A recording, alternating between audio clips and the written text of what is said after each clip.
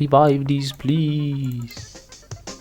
Hey everyone, I was looking through my notifications on YouTube when I noticed this comment right here, which is under the video about the engine simulator, and so I thought that I would give you a bit of news about the project. I think that it's pretty much dead.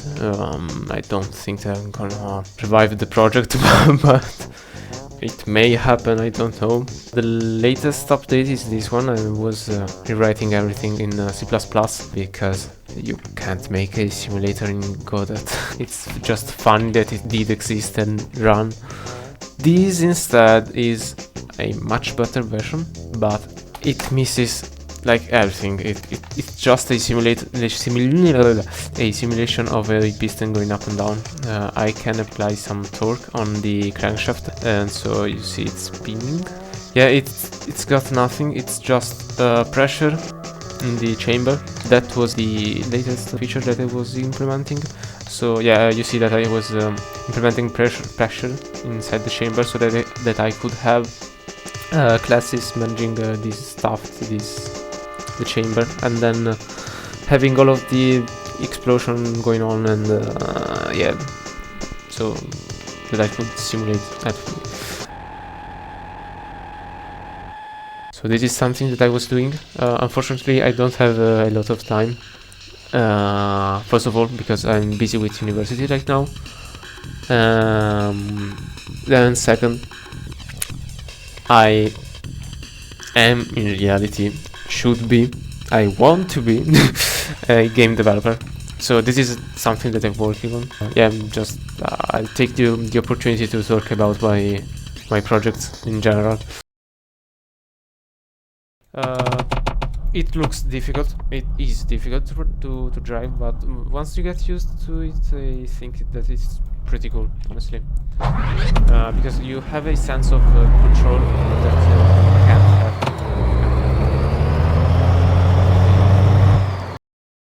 I'm gonna say something interesting that I noticed while recording this video. For some reason, when I speak in English, I noticed that a lot of times I say like, this project is nothing. Yeah, it's nothing. It's just this. Like if, I don't know, I made something that was obvious. And it's funny because I think that in some way, when I speak in English, my subconscious is working more in my reasoning, because I'm so much focused on speaking English that my subconscious immediately kicks in and fixes any patch in my reasoning, and this makes my apparently low self-esteem, I guess that I have a low self-esteem, be more noticeable, which is pretty interesting. This has literally nothing to do with the video, but it's interesting to see this, and I wanted to share this because I think it's cool. Yeah, bye.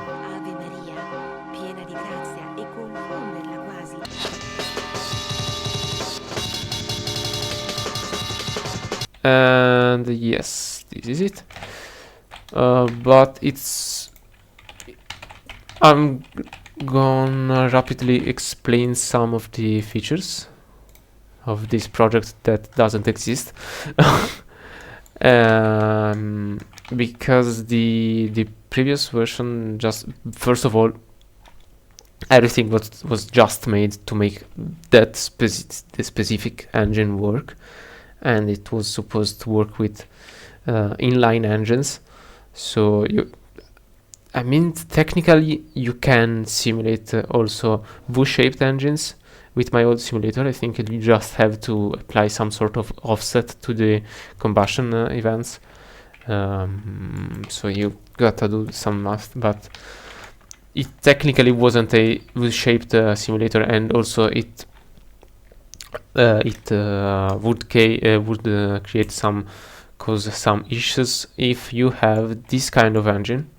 So you have here the chamber, and instead of having the crankshaft located right at the center, you have it off little bit offset like this. This thing, it can't be simulated in my old simulator. It's just impossible the way it is made. Instead, with this one, you can actually offset the piston with this value here, I believe.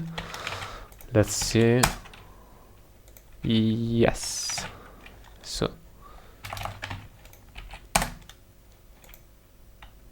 wait, is that the value that I think?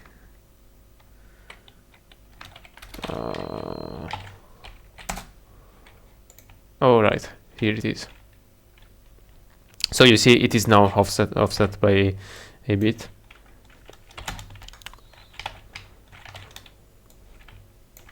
Yeah, I mean, and you can see that, but just to make it clear.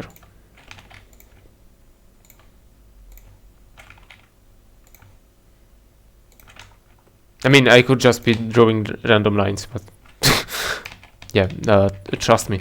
So yes, this is something, and it was necessary. Also, finally, every single bit of this simulation is a class, which I can like swap out with other things. This is the main class, so this is how you build the engine. You first have an engine class, then a crankshaft, then you can add pistons on top of that crankshaft, and then you bind the combustion chambers to those pistons in a weird way, which I don't remember. But yeah, yeah, this is it. And also, technically, the crankshaft isn't the thing about this simulator is that the crankshaft, not the crankshaft, because a crankshaft doesn't technically exist in the code base of this simulator. It is just a crank. It is one piece of the entire engine. This is it. This is what you add to the engine, because the idea is that if you then want to add, for whatever reason, an eccentric shaft after this, so that you can have a rotary engine, because yeah, spinning triangles are also fun, then you are perfectly, it's fine, you can do this without any issue.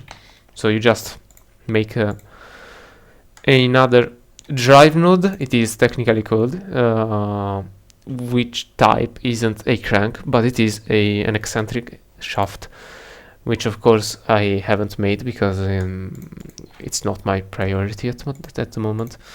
But yeah. So this is sort of how everything works. Yeah, you have a crank, and then also the piston is also another piece, because oh no, wait, this is the crank, and then the piston is goes on top, because I don't know, you could be making other weird shapes, like, I mean, imagine having